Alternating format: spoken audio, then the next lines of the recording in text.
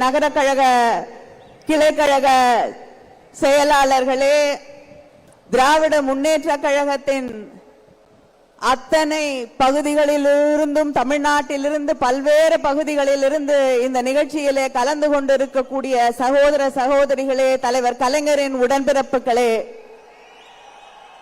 இன்று மேடையிலே விருதுகளை பெற்றிருக்கக்கூடிய கழகத்திற்காக தன் வாழ்நாளெல்லாம் உழைத்திருக்கக்கூடிய அத்தனை பெரியவர்களுக்கும் என்னுடைய வணக்கத்தை, வாழ்த்துக்களை தெரிவித்துக் கொள்கிறேன். ஒவ்வொருவருக்கும் வாழ்க்கையிலே ஒரு கனவு இருக்கும்.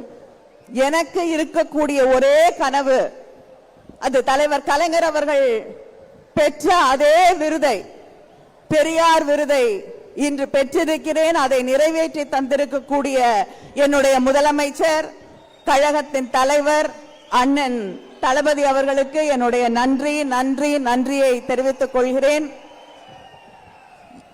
கொட்டக்கூடிய மழையிலும் இங்கே நின்று கொண்டிருக்கக்கூடிய உடன்பிறப்புகளை பார்க்கும் பொழுது இந்த படை போதுமா?